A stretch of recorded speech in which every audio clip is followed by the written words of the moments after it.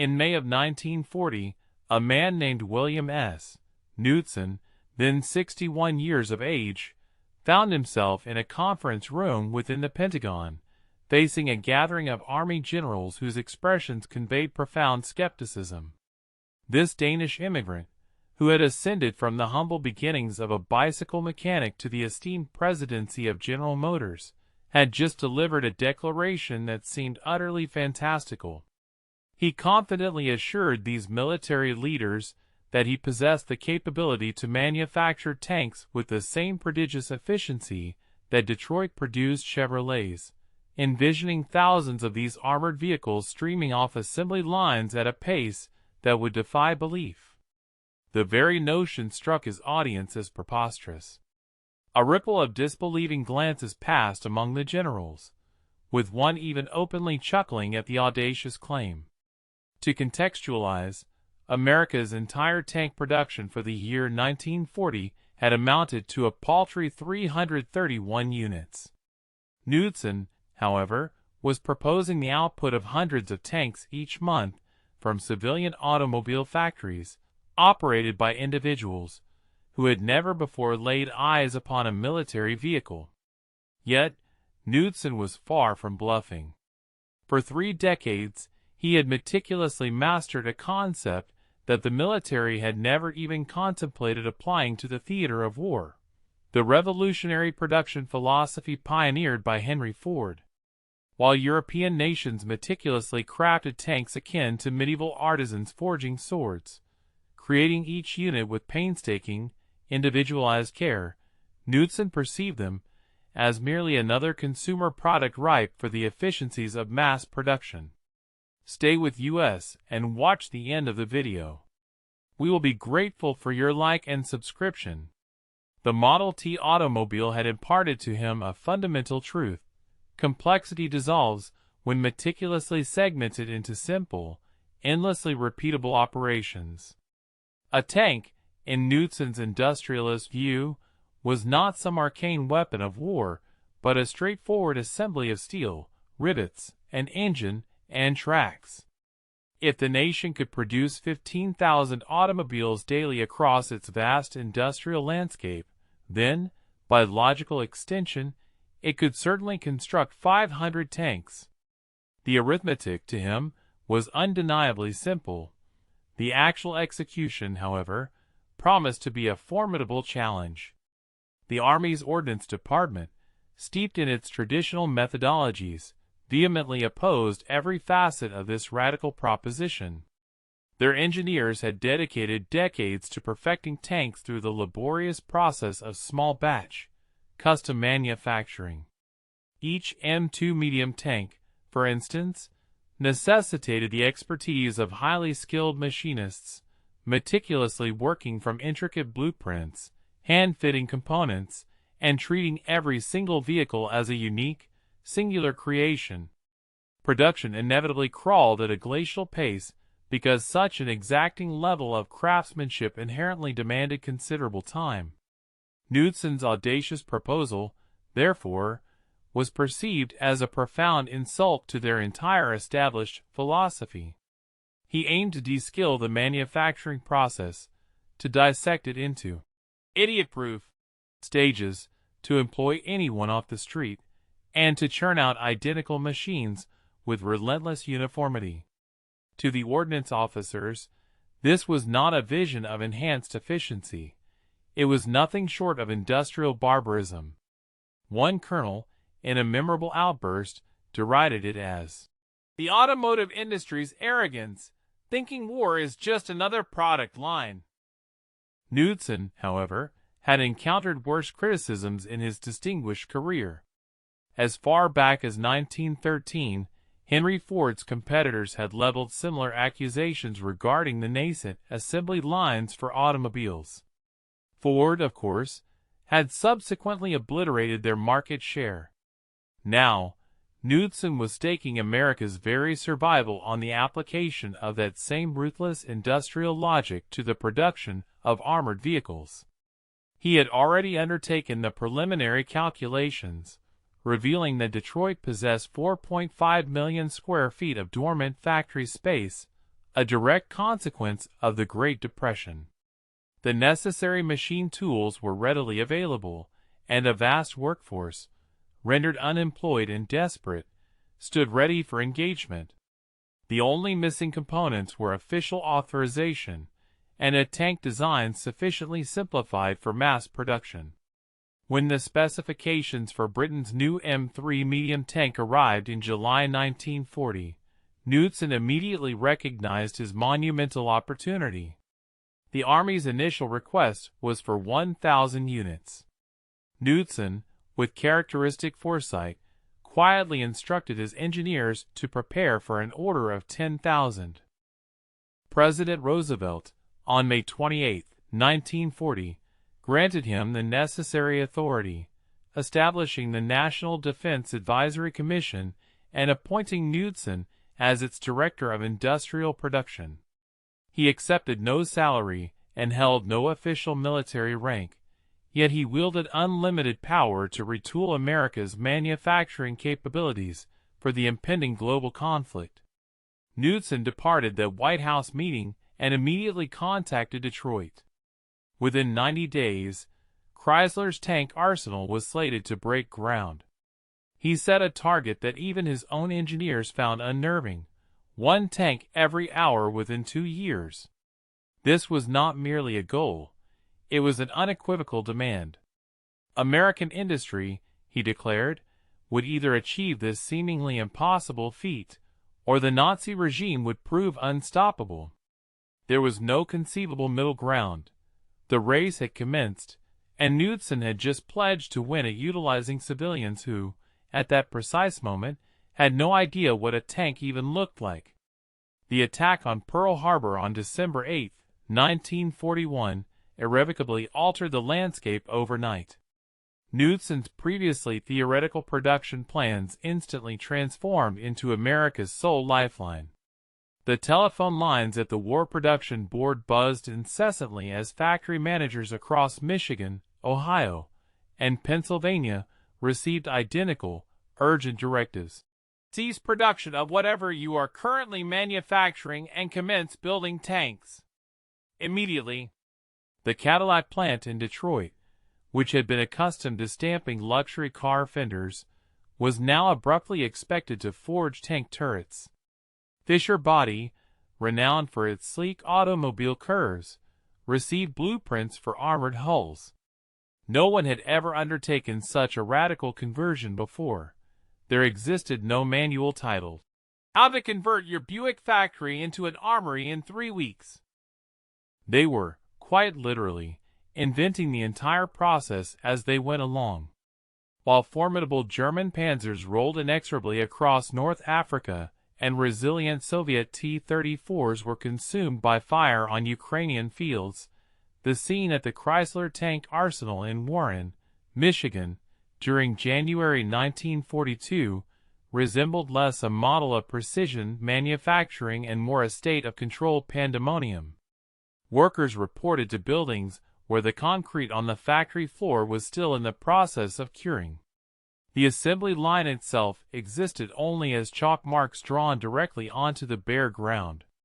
Crates overflowing with tank components arrived before anyone had designated proper storage locations, leading to their haphazard accumulation in parking lots, sheltered only by tarpaulins.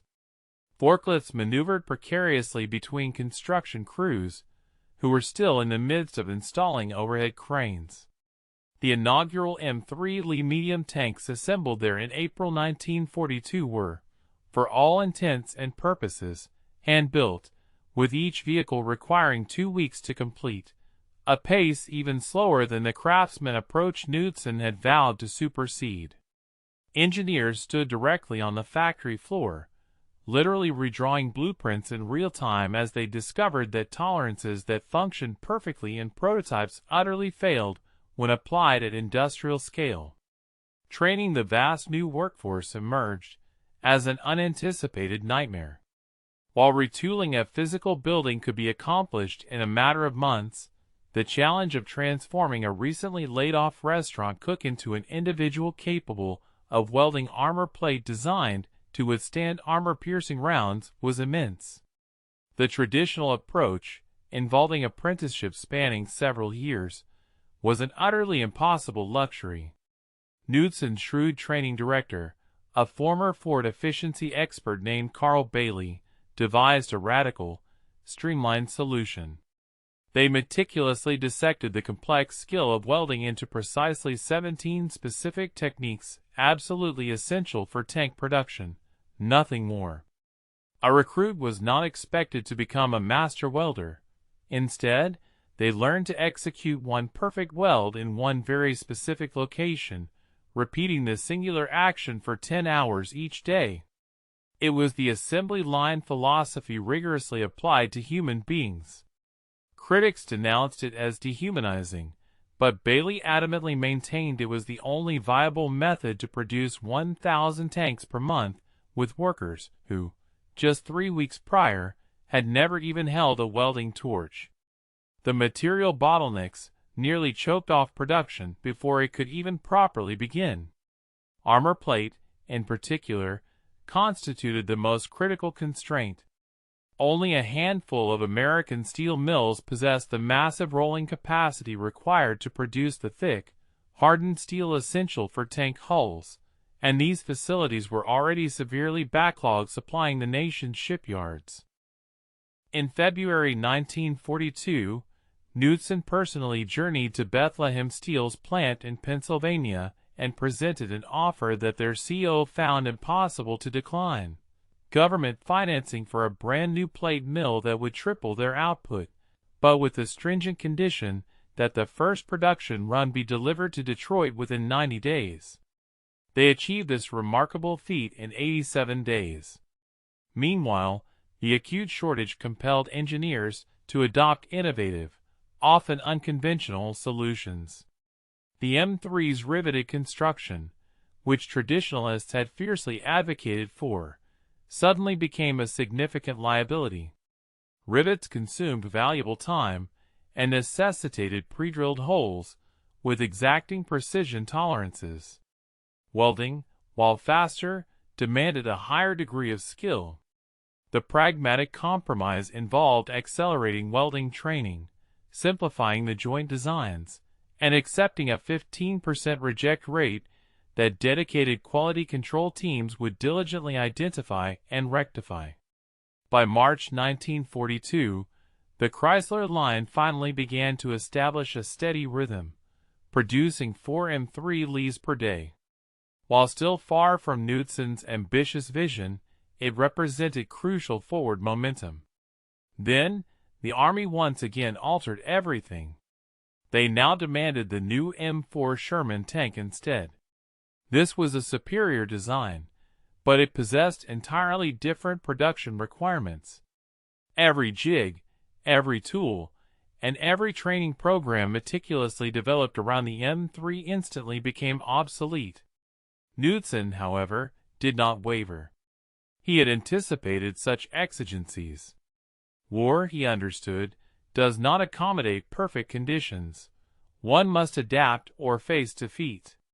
The retooling process commenced immediately, even as M3s continued to roll off the existing line.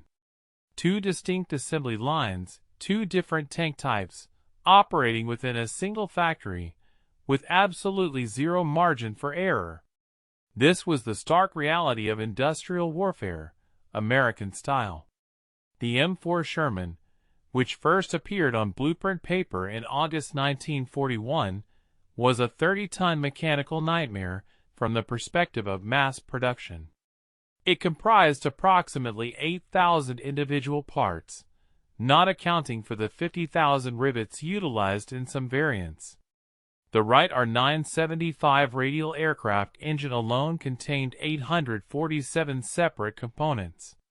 Its transmission necessitated 23 precision gears, each machined to tolerances of 1/1000th of an inch. The vertical volute suspension system employed 48 bogie wheels per tank, every one requiring individual rubber cushioning. Army Ordnance had meticulously designed it for unparalleled battlefield superiority, not for factory efficiency. Knudsen's astute engineers, upon reviewing the specifications, immediately grasped their formidable task: surgically dissect this mechanical beast, simplify every conceivable element, and render it so straightforward that even someone's grandmother could competently assemble a section without error. The pivotal breakthrough emerged from a brilliant GM engineer named John Whiteley, who had dedicated 2 decades to designing Cadillac transmissions. In September 1941, he convened the team and sketched a radical concept on a blackboard: to treat the Sherman not as a single, integrated machine, but as 7 major sub-assemblies that could be constructed simultaneously in disparate locations, then meticulously married together during the final assembly phase. These primary sub-assemblies included the hull, turret, engine, transmission, suspension, electrical system, and armament. Each distinct sub-assembly would be assigned its own dedicated production line, all feeding into the main assembly artery. The hull alone was further subdivided into 22 separate stations, with each station performing one highly specific task. Station 7, for example, existed solely to install the transmission mounting brackets. Station 14 was dedicated exclusively to welding the bow gunner's hatch. This was no longer merely tank building. It was a meticulously choreographed industrial dance, involving 300 workers, each executing their individual movements in perfect, synchronized sequence. The precise execution of individual tasks, meticulously sequenced, was a hallmark of the manufacturing process. The Ford River Rouge plant, an industrial marvel, elevated this operational philosophy to an unprecedented degree through extensive vertical integration. William S.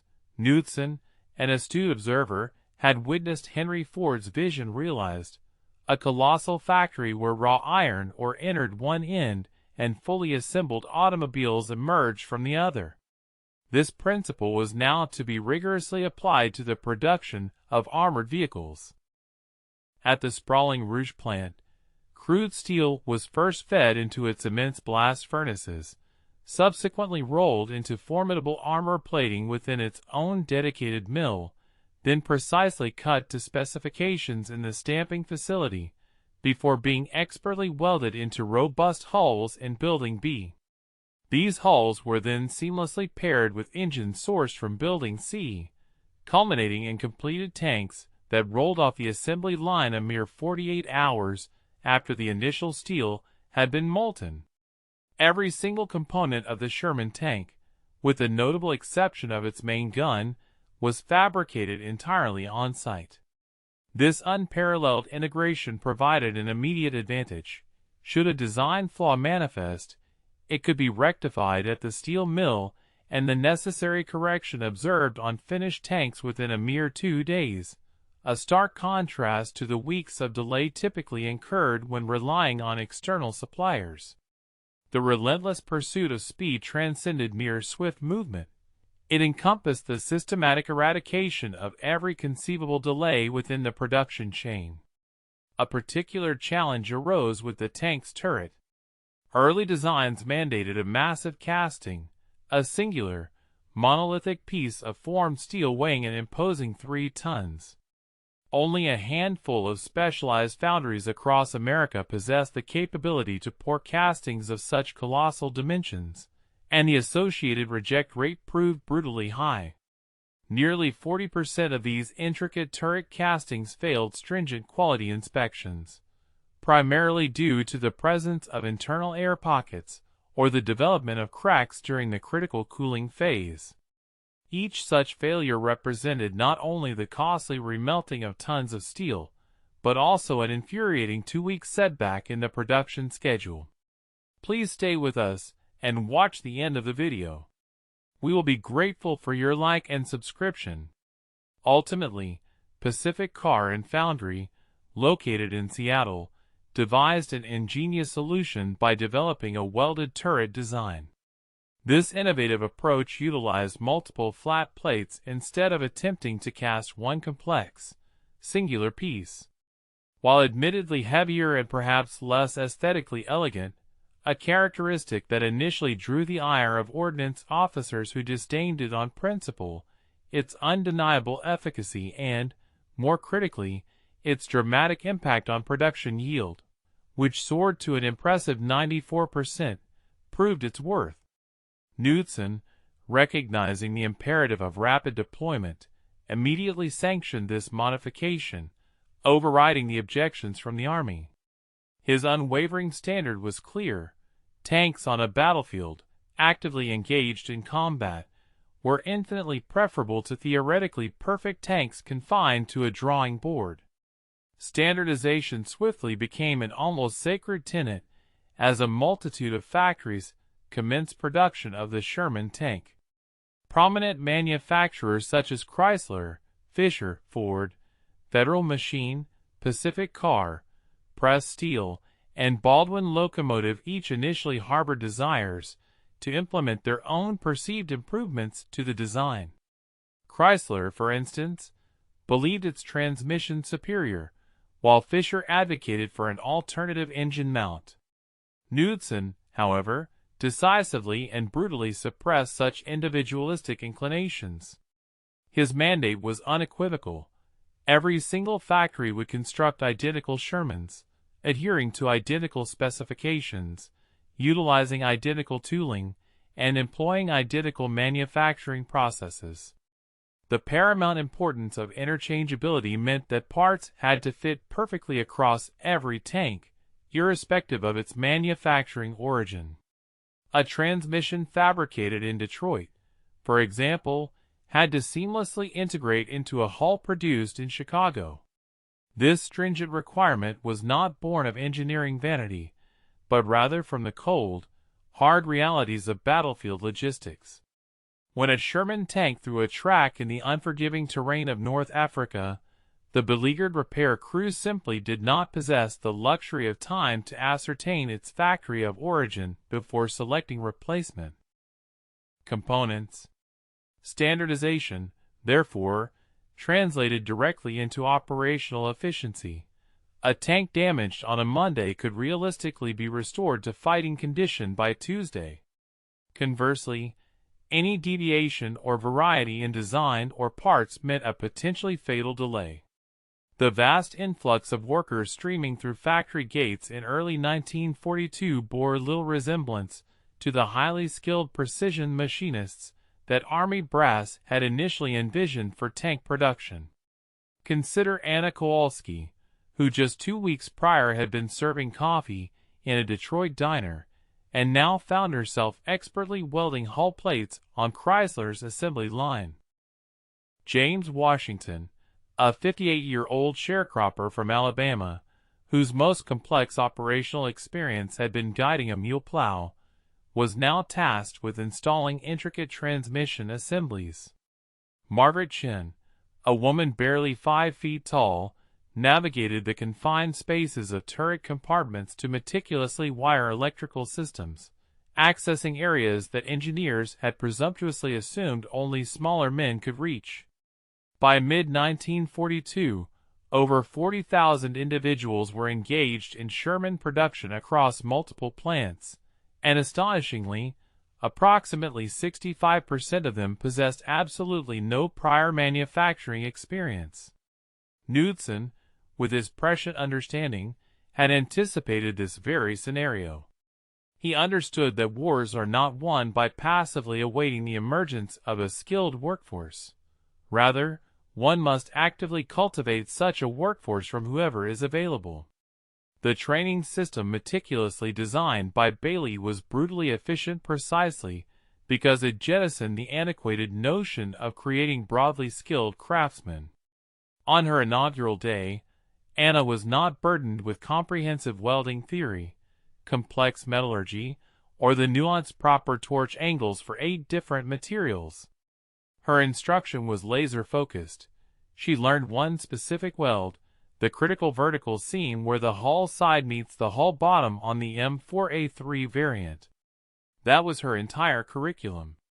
Her instructor, a seasoned former pipeline welder from Texas, dedicated 4 intensive hours to demonstrating the exact torch distance, the precise feed rate, and the specific motion pattern required. She then rigorously practiced on scrap metal for an additional 8 hours, until the weld bead she produced was flawlessly identical on every single attempt. By the third day, she had transitioned to the actual production line, executing that very weld for real, dozens of times per shift. Station 23 became her complete operational universe. She attained such remarkable proficiency in this single, specialized weld that her reject rate plummeted to below 2%, a performance superior to many workers boasting 10 years of general welding experience. However, the sheer velocity of this training methodology inevitably birthed significant quality control nightmares that nearly scuttled the entire enterprise. In March 1942, a batch of 47 Shermans failed rigorous Army acceptance tests because internal welds on their ammunition racks were found to be substandard. These faulty welds would crack under sustained firing vibration, posing the catastrophic risk of detonating the tank's own shells and tragically killing the crew.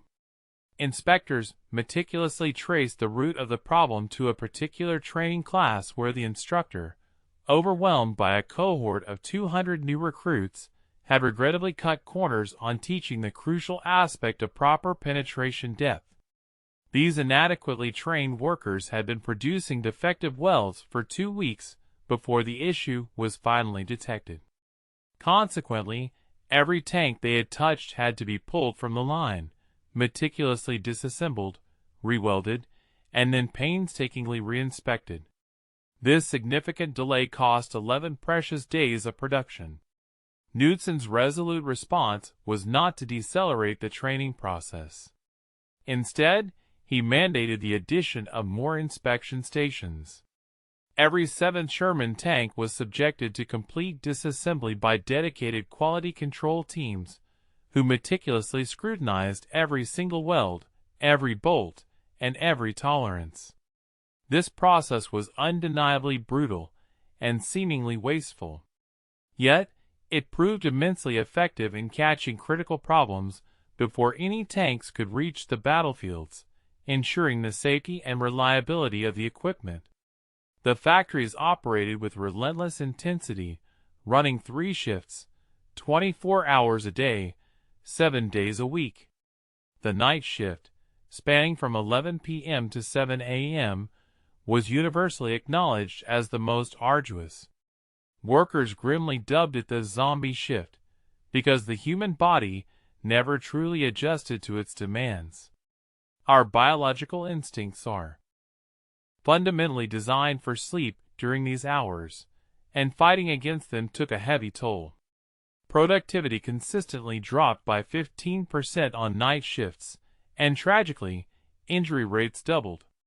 Dorothy Martinez, diligently working the turret assembly line at Fisher Body, succumbed to exhaustion and fell asleep standing up at 3 a.m., her hand inadvertently drifting into a moving conveyor belt. She lost 2 fingers in the horrific accident. Yet, the factory's relentless pace did not falter. Her station was swiftly filled within 20 minutes by a versatile floater worker, specifically trained to step in during such emergencies. Dorothy, demonstrating remarkable resilience, was back on a different station 3 weeks later. Missing fingers, in the cold calculus of wartime production, did not disqualify a worker. Only the complete loss of hands did. The stark, unyielding calculus of wartime production dictated that everyone capable of contributing did contribute. The diverse workforce transformed the sprawling factories into peculiar, self-contained communities, as many workers had relocated from across America, drawn by the promise of defense jobs. They essentially lived at the plants. Chrysler, for instance, constructed extensive on-site dormitories capable of housing 3,000 workers. The bustling cafeteria served an astonishing 15,000 meals per day across all shifts. Within the factory complex itself, a barber shop, a fully equipped medical clinic, and even a small post office operated, catering to the needs of the workforce. Children attended daycare and converted storage buildings, while their mothers welded thick armor plate a mere 200 feet away.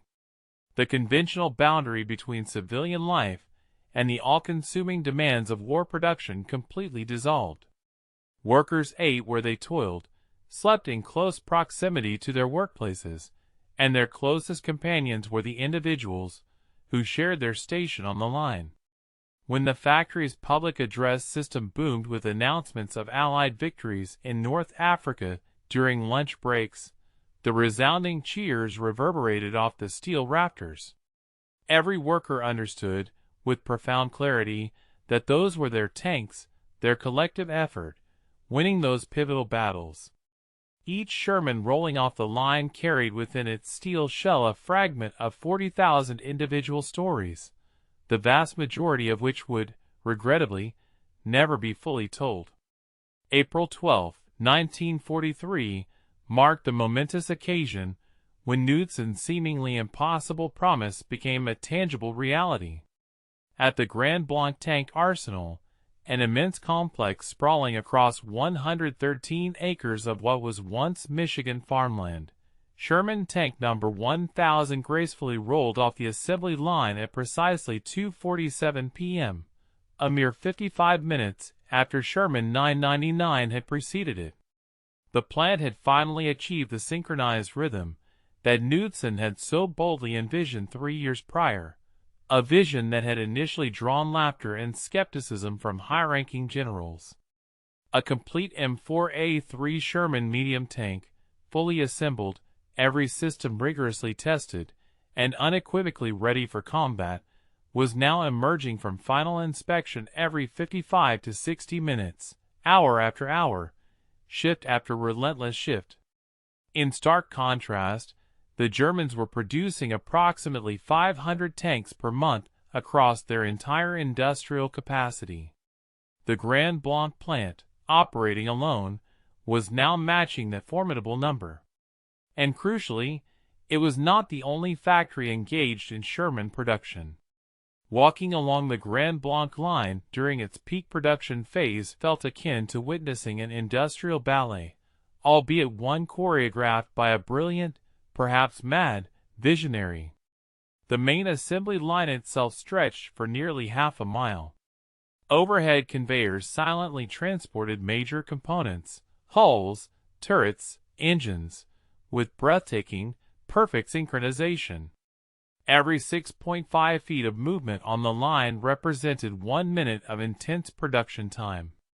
At the very commencement of the line, raw, newly welded hulls arrived from the fabrication building, still exuding warmth from their recent welds.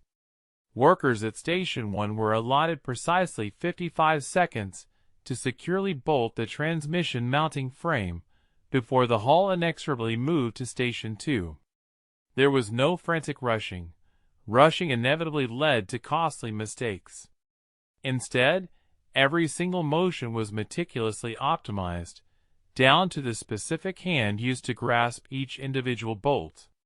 The workers themselves moved with the same mechanical precision as the formidable machines they were assembling, a testament to months of repeating these identical motions 400 times per shift. The relentless rhythm of industrial production often demanded that workers execute specific, repetitive physical actions, sometimes up to 400 times within a single shift, a grueling routine that persisted for many months without respite. Among the numerous advancements implemented at the facility, the suspended track assembly system emerged as the most distinctive and widely recognized innovation.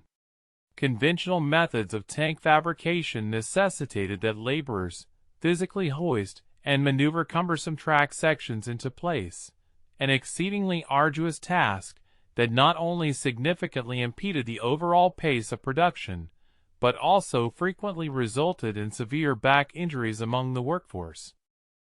Ingenious engineers at Grand Blanc devised a sophisticated system where the tracks were suspended from robust ceiling-mounted cranes, precisely synchronized to move seamlessly with the progression of the assembly line. As each formidable Sherman tank advanced along the production path, its tracks would descend with impeccable timing, arriving at the precise instant the suspension bogies were prepared for installation. Skilled workers then deftly guided these heavy components into their designated positions, while powerful pneumatic tools efficiently secured the connecting pins within a mere 90 seconds. This streamlined process dramatically reduced what was previously a laborious 45-minute operation to less than 2 minutes. Such a singular, transformative innovation, when replicated across all 8 critical workstations, collectively yielded an astounding saving of nearly 6 hours of labor for every single tank produced. Stay with us and watch the end of the video. We will be grateful for your like and subscription. When this remarkable efficiency is extrapolated across the daily output of 16 tanks, the cumulative effect is staggering. The facility could suddenly boast the production of an entire extra battalion of armored vehicles each week, a monumental increase derived solely from these astute operational enhancements. The engine marriage station represented a pivotal juncture in the assembly process, a critical point where all intricate components either coalesced flawlessly or catastrophically unraveled. Here, the formidable Continental R975 radial engine, a powerhouse weighing a substantial 1,100 pounds, had to be meticulously joined with the transmission and precisely connected to a myriad of vital systems: fuel lines, oil lines, coolant lines, the electrical harness, and the exhaust manifold. All of this complex integration had to be accomplished within an exacting 12-minute time frame. A team of 4 highly trained workers surrounded each tank, executing a precisely choreographed sequence of movements. The first worker expertly lowered the massive engine using an overhead hoist, while the second worker meticulously guided it onto the designated mounting studs. Simultaneously, the third worker diligently connected the transmission coupling, as the fourth worker busily established all the necessary electrical connections. Throughout this intricate ballet of machinery and human precision, not a single word was exchanged. Communication among the team was exclusively through a complex repertoire of hand signals, a necessity born from the overwhelming cacophony of the factory floor. The relentless din of hammering, the searing hiss of welding, the roar of engine testing, and the grating screech of metal rendered any attempt at verbal conversation utterly futile. So ingrained was this particular sequence of tasks that the workers had executed it countless times, rendering spoken commands entirely superfluous. Each individual instinctively anticipated the next action of their colleagues, guided by an almost uncanny, shared muscle memory that transcended the need for explicit instruction. Within the Grand Blanc facility, the rigorous pursuit of quality control ascended to the status of an unwavering doctrine, a sacred commitment, for it was unequivocally understood that mere speed of production, devoid of inherent reliability, was utterly meaningless. Consequently, every single tank fabricated at the plant was subjected to a grueling ordeal known as the death run. This formidable 3-mile course, meticulously laid out on the factory grounds, incorporated a series of harrowing challenges, treacherous mud pits, formidable steep hills, unforgiving sharp turns, and various obstacles specifically engineered to push every system of the tank to its absolute limits. During this intense trial, engines were driven at full throttle, transmissions were shifted through every gear under immense load, and suspensions were forced to absorb impacts that precisely simulated the brutal conditions of a battlefield. Should any component exhibit a failure, be it a telltale oil leak, an ominous transmission grind, a disruptive track throw, or an electrical fault, the Sherman in question was instantly withdrawn from the test. The specific defect was then meticulously traced back to its originating station, and the worker deemed responsible for the oversight was immediately retrained on the factory floor, ensuring swift correction and continuous improvement. Despite the stringent testing, the initial reject rate consistently hovered around 8%, signifying that approximately 1 in every 12 tanks failed to meet the rigorous standards during preliminary evaluations. However, these seemingly concerning failures were, in fact, an essential filter, ensuring that the remaining 92% of tanks ultimately deployed to critical theaters such as North Africa, Italy, and eventually the battlefields of Normandy, possessed systems that had been thoroughly proven and hardened under extreme stress. There was a palpable, collective aversion to having one's name or workmanship linked to a tank that faltered in the crucible of combat, particularly if such a failure could be attributed to insufficient training or substandard production practices. By the summer of 1943, the collective American production of Sherman tanks from all manufacturing facilities reached an astonishing peak, with 2,020 units completed in July alone. This singular month's output dramatically surpassed the entirety of German tank production for the entire year of 1941, underscoring the formidable power of American industrial might. The visionary assembly line concept had, beyond all expectations, delivered precisely what Knudsen had so confidently pledged. It had transformed the immense latent capacity of American industry into an irresistible, overwhelming torrent of armored vehicles. Soviet military officers, upon visiting the sprawling Detroit factories, were reportedly struck into silent awe, observing Shermans emerge with almost metronomic regularity. Their subsequent reports to Stalin conveyed a profound sense of bewilderment, stating that American production capability was quite simply beyond human comprehension. Similarly, the British forces, beneficiaries of thousands of Shermans supplied through the vital Lend-Lease program, were able to completely reconfigure and rebuild entire armored divisions, anchoring their combat strength around these American-made tanks precisely because their own domestic output could not possibly rival the sheer volume. The achievement of manufacturing a Sherman in just 60 minutes transcended a mere feat of production engineering. It marked a pivotal historical juncture where industrial capacity itself evolved into a weapon, proving more strategically decisive than any conventional firearm. A chilling telegram, originating from the battlefields of North Africa, reached Knudsen's office on February 18, 1944, bearing intelligence so grim it threatened to transform even the most efficient assembly lines into veritable graveyards.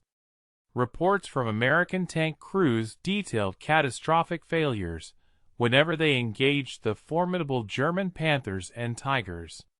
Shermans were reportedly igniting into infernos after sustaining mere single hits, their comparatively thin armor proving woefully inadequate and easily penetrated. Inside these burning machines, crews were being incinerated, leading soldiers to grimly christen their tanks Ronsons, a dark reference to the cigarette lighter famously advertised to ignite on the very first strike. Furthermore, the standard 75mm main gun of the Sherman proved incapable of penetrating German frontal armor at distances beyond 500 yards, compelling Sherman crews to advance to dangerously close, almost suicidal, ranges to engage the enemy effectively. The morale implications were severe. Crews began refusing to board tanks, and some units even reported alarming increases in desertion rates. The military urgently demanded immediate solutions, yet the option of halting production for a comprehensive redesign was entirely out of the question. The factories were, at this critical juncture, churning out 1,500 Shermans monthly, and General Eisenhower required every single one of them for the impending, monumental Normandy invasion. Confronted with an almost insurmountable challenge, the dedicated engineering team at Chrysler was tasked with solving an impossible equation. They had to rectify critical vulnerabilities in the Sherman tank without, under any circumstances, interrupting the continuous flow of the production line. A complete, ground-up redesign was simply not an option. With only 4 crucial months remaining until the momentous D-Day invasion, every tank already in the manufacturing pipeline had to reach Europe fully combat-ready. The ingenious solution eventually emerged directly from the harrowing battlefield reports themselves. Frontline crews, in a desperate bid for survival, were already improvising their own field modifications, ingeniously jury-rigging improvements such as welding spare track sections onto the hull fronts for supplementary armor, strategically sandbagging vulnerable ammunition storage compartments, and even attaching logs and spare wheels as rudimentary, improvised protection. This observation sparked a pivotal idea. If soldiers were capable of modifying tanks in active combat zones using salvaged materials, then perhaps the factory could systematize and integrate these vital modifications directly into the production process. Thus, the groundbreaking concept of midstream retrofitting was conceived, enabling fundamental changes to the product even as it progressed along the assembly line, all without any disruption to the relentless pace of manufacturing. The most pressing and lethal flaw demanding immediate attention was the design of the ammunition storage, making its redesign the paramount priority. Earlier iterations of the Sherman tank stored its 75mm shells vertically along the hull sides, an arrangement that, while convenient for loaders, proved utterly catastrophic when the tank suffered a direct hit. Incoming penetrating rounds would frequently strike the ammunition directly, triggering instantaneous detonations that possessed enough force to blast turrets an astonishing 30 feet into the air. In March 1944, a team of dedicated engineers ingeniously reconfigured the storage layout to position shells flat on the hull floor, meticulously encasing them within water jackets, a system innovatively termed wet stowage, designed to absorb heat and effectively suppress potential fires. Implementing this critical change mid-production presented a significant challenge, necessitating the addition of 3 entirely new stations to the existing assembly line without, crucially, impeding the overall production flow. Station 31A was specifically designated for the installation of these new water jacket systems. Following this, Station 31B was responsible for precisely repositioning the ammunition racks. Finally, Station 31C was tasked with rigorously testing the water circulation within the new system. The transition was remarkably swift and seamless. Tanks entering the assembly line on a Monday still featured the older storage design, yet by the time they rolled off the line on Friday, they were equipped with the life-saving wet stowage. There was no discernible production gap whatsoever. As a direct consequence of this vital modification, battlefield survival rates for Sherman crews and tanks equipped with wet stowage dramatically improved, soaring from a perilous 60% to a much more reassuring 85%. Addressing the persistent issue of inadequate armor proved to be a considerably more intricate challenge, primarily because any substantial enhancement in protection inherently necessitated a corresponding increase in weight. Such an increase, in turn, would demand a costly and time-consuming redesign of critical components like suspensions, engines, and transmissions. The pragmatic compromise arrived at was the implementation of applique armor, supplementary, bolt-on plates that crews could strategically add or remove depending on the specific demands and requirements of their mission. Fisher Body meticulously engineered and produced standardized kits for these additions, which included frontal hull plates designed to add a full inch of extra armor, robust turret cheek plates, and even protective track guards. These specialized kits were manufactured independently, and then shipped alongside the tanks themselves, empowering field commanders with the flexibility to configure their Shermans for specific tactical roles.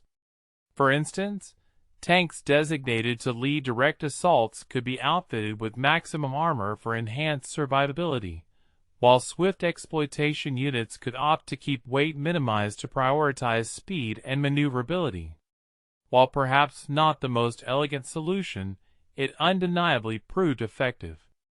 Crucially, this system functioned without requiring a fundamental redesign of the base Sherman, thereby ensuring that the staggering 6,000 tanks already advancing through the production pipeline did not suddenly become obsolete overnight. The upgrade to the more powerful 76 mm gun presented the most significant and complex production headache. This new, high-velocity weapon possessed the capability to effectively engage and damage formidable German heavy tanks, but its integration necessitated a completely different turret, one that was notably larger, heavier, and incorporated substantially modified recoil systems. The Ordnance Department advocated for an immediate and comprehensive shift of all new production to the 76 mm variant. However, Knudsen's astute team vehemently resisted this proposal, recognizing that retooling turret production across multiple sprawling factories would incur a prohibitive cost of 6 weeks of output, translating to approximately 2,000 tanks that would critically fail to reach Europe in time for the pivotal Normandy invasion. The eventual compromise was both brutal in its necessity and eminently practical in its execution: a split production strategy. The Chrysler assembly line would steadfastly continue manufacturing 75 mm Shermans at its established full speed. Meanwhile, the Fisher line would deliberately reduce its pace by 30% to undertake the essential retooling required for the 76 mm variants. While this approach would cause a temporary dip in combined output, it ensured that the continuous flow of tank production would not cease entirely. By June 1944, both versions of the Sherman were being produced simultaneously, a strategic decision that provided battlefield commanders with crucial tactical options, rather than compelling them to adopt a single, uniform solution for all diverse combat scenarios. This intricate and responsive adaptation process unequivocally underscored a fundamental truth that Knudsen himself had grasped from the very outset. Assembly lines were not merely rigid, unyielding mechanical constructs. Rather, they were dynamic, living processes, inherently capable of evolving and adjusting under immense pressure. A more traditional approach to military procurement would almost certainly have dictated a complete halt to production, demanded an elusive standard of perfection, and consequently delivered the theoretically ultimate tank a full 2 years too late for the immediate demands of war. In stark contrast, the guiding philosophy of the assembly line was clear and pragmatic.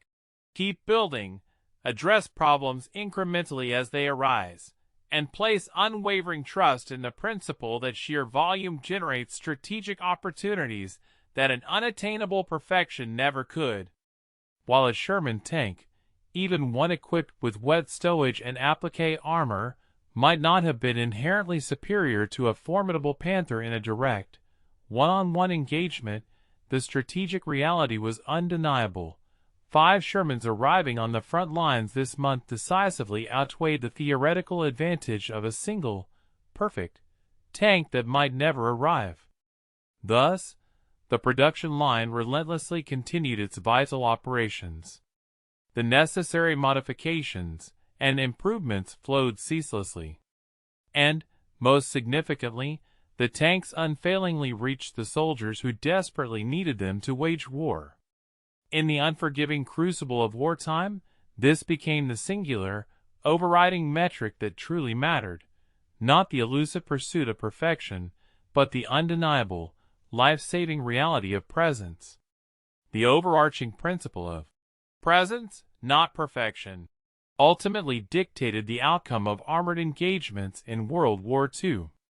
The conclusive production statistics unveil a narrative that German tank engineers undoubtedly wished had remained untold.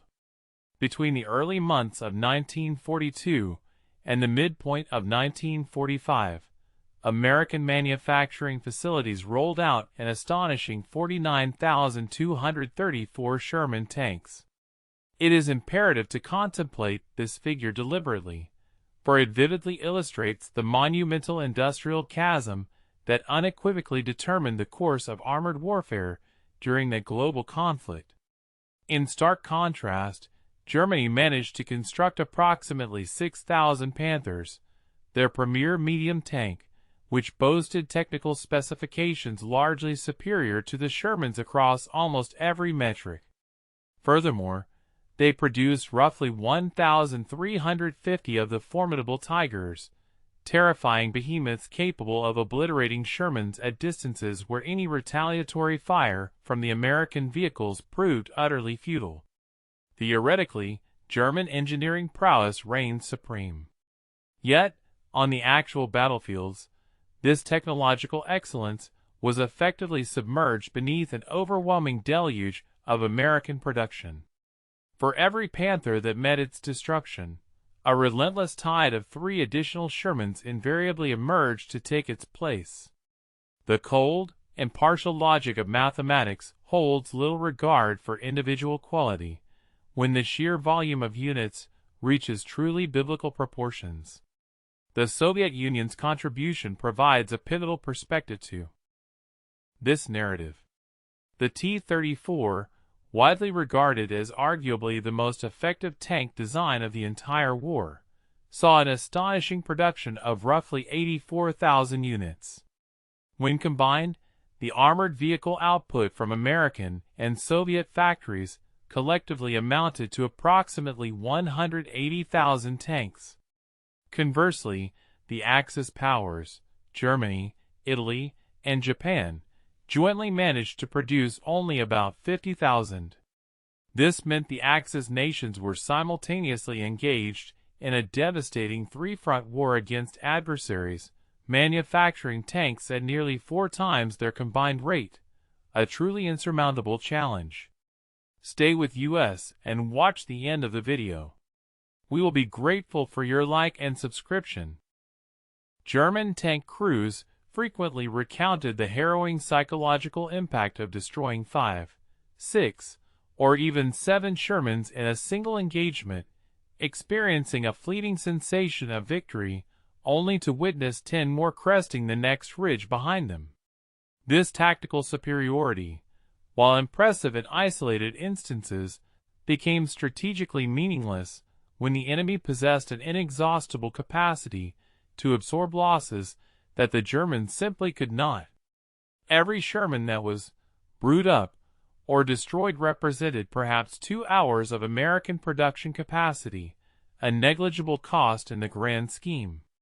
In stark contrast, every Panther loss signified 2 weeks of German resources, a crippling expenditure they were often unable to recover.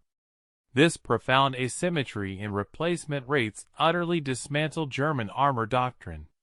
The foundational principles of panzer divisions in 1944 were predicated on the belief that technologically superior tanks, expertly commanded by seasoned crews, could decisively overcome numerically larger forces through sheer tactical brilliance. This approach had indeed yielded early triumphs in campaigns across Poland, France, and the initial stages of the Russian front. When German tanks were newer, their crews were exceptionally well trained, and their logistics network could reliably keep units supplied. However, by late 1944, these crucial assumptions had completely shattered. A German panzer division suffering the loss of 30 tanks in battle might face an agonizing wait of 3 months for replacements, a direct consequence of German factories being unable to maintain a sufficient pace of production. Conversely, an American armored division losing 50 Shermans would typically receive full replacements within 2 weeks, and sometimes even within a matter of days. Units that, by conventional military standards, should have been rendered combat ineffective after heavy engagements were back at full operational strength before German intelligence agencies could even update their casualty reports. The Americans were not achieving victory through superior tactics alone. They were prevailing through the overwhelming force of industrial inevitability. The relentless strategic bombing campaign further exacerbated this already catastrophic production disparity for Germany. For instance, the Alkit factory in Berlin, a crucial producer of Stug-3 assault guns, sustained a direct hit from B-17 bombers in March 1944 and required a full 4 months to return to its previous production capacity. Similarly, the Henschel plant in Kassel, responsible for constructing the formidable Tiger tanks, was subjected to bombing raids 6 times between September 1943 and March 1944, with each strike inflicting weeks of debilitating delays. Meanwhile, American Sherman production facilities never faced the threat of strategic bombing, operated tirelessly across 3 shifts daily, and enjoyed unfettered access to an essentially unlimited supply of raw materials. Steel shortages were an alien concept in Detroit. Aluminum was readily abundant. Rubber flowed from both natural plantations and advanced synthetic sources. After 1943, this immense resource disparity meant that German factories were engaged in a desperate struggle merely to maintain their existing output, while American factories were relentlessly optimizing their processes to accelerate the construction of even greater numbers of tanks. The logistical framework that Sherman production engendered proved almost as critically important as the tanks themselves. Each Sherman required a continuous supply of spare parts, ammunition, fuel, and specialized maintenance equipment. American factories, therefore, did not merely construct 49,234 tanks. They meticulously built the robust support infrastructure necessary to sustain such a vast fleet. This included an immense inventory of spare transmission assemblies, countless replacement tracks, comprehensive engine rebuilding kits, and a myriad of electrical components.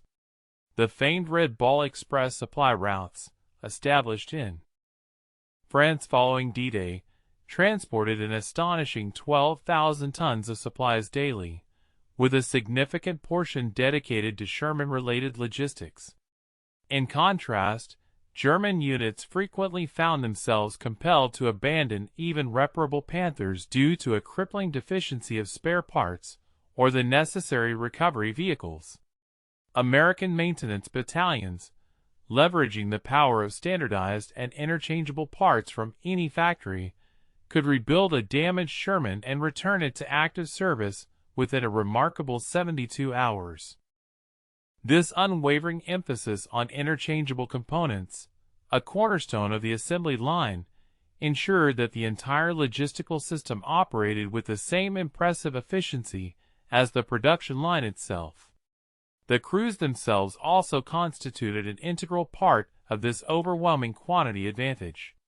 By 1944, training a Panzer crew typically required a grueling 6 months, primarily because Germany suffered from severe fuel shortages that precluded extensive practice. Experienced instructors were perishing on the front lines at a faster rate than they could be replaced, and every tank allocated for training represented one fewer tank available for combat. In stark contrast, American tank training boasted Sherman mock-ups, an unlimited supply of ammunition for practice, dedicated training facilities strategically located far from the actual combat zones, and, perhaps most crucially, ample time. A crew could undergo a comprehensive 4-month training regimen stateside, then arrive in Europe to take command of a brand new Sherman that had literally rolled off the assembly line the very week they shipped out. The industrial system, therefore, did not merely produce tanks. It meticulously cultivated a pipeline of highly trained crews perfectly matched to the relentless pace of production. By the pivotal year of 1945, the American armored force had evolved into a truly self-sustaining, synergistic ecosystem where production, training, logistics, and replacement mechanisms all operated with the same relentless and synchronized pace. Germany, confronting such an overwhelming and systematically dominant force, simply never stood a chance. The Shermans did not necessarily need to be superior in individual technical specifications. They merely needed to keep coming, and with an unwavering torrent, they never stopped. William S. Knudsen passed away on April 27, 1948, in Detroit, largely in relative obscurity. There was no grand state funeral, no prominent memorial erected on the National Mall. The New York Times, in its coverage, dedicated a mere 4 paragraphs to his passing on page 23. The vast majority of Americans, who had either driven Chevrolets or served bravely in Sherman tanks, had no conception of who he was. Yet, this was the man who had been bestowed a truly unique honor in American history. President Roosevelt personally commissioned him directly from civilian life to the rank of lieutenant general in January 1942, an unprecedented act that saw him skip every single rank from private to 3-star general. He proudly wore the uniform for 3 years, never once commanded troops in the field, never fired a shot in combat, and yet arguably contributed more to the Allied victory in World War II than most battlefield commanders. General Dwight D. Eisenhower himself later asserted that Knudsen's contribution was as critically important as that of any general. Nevertheless, history, in its often fickle judgment, relegated him to footnotes while celebrating the tank commanders who drove the very vehicles his ingenious system created. The assembly line doctrine, which Knudsen had brought to a state of profound perfection, did not perish with him. Instead, it permeated and metastasized into every single corner of military production. The colossal B-24 Liberator bomber production facility at Willow Run, for instance, directly applied Sherman assembly principles, eventually achieving the staggering output of 1 bomber per hour. The monumental Liberty ship program constructed cargo vessels in an astonishing 42 days, using modular construction methods directly copied and adapted from tank production. In the post-war era, the Pentagon permanently embedded civilian production experts into its military procurement processes. The evocative concept of the arsenal of democracy was no longer merely poetic language. It had been codified into official doctrine. America would never again rely on slow, bespoke military contractors hand-building weapons. Henceforth, everything from immense aircraft carriers to individual artillery. Shells would be meticulously designed for mass production from the very first day of conceptualization. Future wars, it was understood, would be won in the factories long before soldiers fired the first shot. The Cold War defense industry ultimately became the culminating achievement of Knudsen's enduring legacy. As the Soviet Union emerged as the formidable new threat, American military planning unequivocally centered on the production advantage. The M48 Patton tank, the M113 armored personnel carrier, and the M16 rifle were all designed with manufacturability as a paramount requirement, not a mere afterthought. Defense contractors were compelled to demonstrate their proficiency in producing weapons at an immense scale, not just in fabricating technically superior prototypes. This philosophy reached its veritable pinnacle with the development of the M1 Abrams tank in the 1980s. The Lima Army Tank Plant in Ohio, constructed directly upon the foundational principles of Sherman production, possessed the capacity to produce an astonishing 120 Abrams tanks monthly, meaning a 60-ton main battle tank rolled off the line every 6 hours. While these numbers did not quite reach the unprecedented levels of Sherman production, the underlying philosophy remained identical: to overwhelm through sheer production capacity rather than through marginal technical superiority. The civilian production model's pervasive impact extended far beyond military hardware. It fundamentally reshaped how America conceived of industrial mobilization. The 1950 Defense Production Act, a piece of legislation that remains in effect today, granted the President sweeping authority to compel private companies to prioritize government contracts during national emergencies, precisely mirroring the informal authority Knudsen exercised during 1940–41. The Strategic National Stockpile, FEMA's Comprehensive Emergency Response Planning, and even the accelerated COVID-19 vaccine production efforts in 2020–21 all utilized frameworks originally developed during the intense pressures of the Sherman production crisis. The radical idea that civilian industry could be rapidly converted to emergency production, that private companies and the government could forge unprecedented collaborations at a massive scale, and that speed mattered more than perfection in a crisis, these were not natural or intuitive assumptions. Knudsen, through his groundbreaking work, unequivocally proved them viable at a time when most experts had dismissed them as impossible. However, this dominant doctrine also harbored unacknowledged drawbacks and costs that few wished to discuss. The assembly line philosophy, in its zealous prioritization of quantity, sometimes led to a fatal compromise in quality. Sherman crews, regrettably, paid a grievous toll for this in North Africa and Normandy, often perishing inside tanks that were indeed good enough to produce quickly, but demonstrably not robust enough to protect them adequately. This inherent institutional bias toward mass production meant that the American military, on occasion, deployed suboptimal equipment simply because it could be manufactured with greater expediency. The M14 rifle, the M551 Sheridan tank, and the Bradley fighting vehicle were all products of a system that, at times, regrettably valued production speed over uncompromised combat effectiveness. The overarching strategic imperative often placed a premium on sheer volume rather than optimizing individual combat capabilities.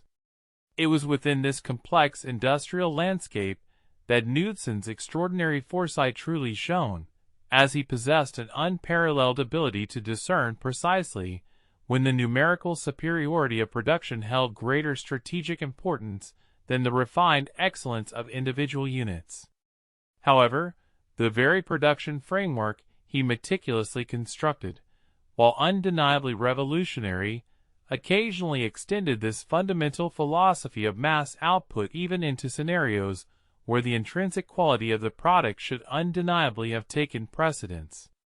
This sometimes led to a prioritization of readily available, adequate resources over the development of superior, albeit slower to produce, alternatives. A comprehensive and truthful retrospective demands an uncomfortable degree of candor.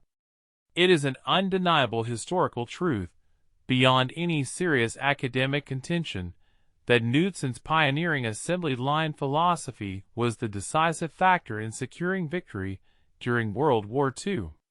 The staggering total of 49,324 Sherman tanks, meticulously fabricated by a diverse workforce, many of whom had no prior experience in heavy manufacturing, were channeled through an industrial framework that defied conventional military wisdom and tradition. This relentless torrent of armor effectively overwhelmed the formidable Axis forces, achieving victory through sheer, crushing numerical superiority. Nevertheless, it is equally true that these very Shermans were, by objective technical metrics, demonstrably inferior to their German adversaries when evaluated on their individual armor protection, destructive firepower, and critical crew survivability. Consequently, American tank crews tragically perished in greater proportions, a direct outcome of a production strategy that resolutely prioritized the swift deployment of sufficient, operational tanks to the front lines over the time-consuming development of unequivocally superior models for a later stage of the conflict. Stay with us and watch the end of the video. We will be grateful for your like and subscription. This strategic dilemma naturally provokes the profound question, was this indeed the most judicious path forward? The irrefutable outcome, the triumph of the Allied forces, serves as history's resounding affirmation. Yet, for the valiant individuals who tragically perished in the infernos of their vulnerable Ronson tanks, the ethical considerations surrounding this choice might demand a far more intricate and somber deliberation. Knudsen, without a doubt, constructed the formidable industrial engine that propelled the Allies to victory.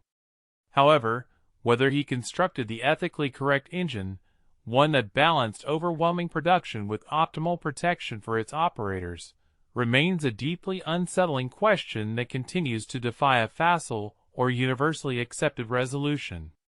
What stands as an indisputable fact is that no other civilian figure in the annals of American history ever wielded such profound and decisive influence over a military triumph, while simultaneously remaining so remarkably uncelebrated and largely unknown to the broader public. This Danish immigrant, who audaciously pledged to achieve what many considered utterly unattainable, delivered precisely that extraordinary feat. Subsequently, he receded quietly into the peripheral footnotes of history, while the very world he had played such a pivotal role in preserving largely neglected to remember his name. In its blend of immense achievement and profound anonymity, this narrative might very well encapsulate the most quintessentially American story of the entire global conflict.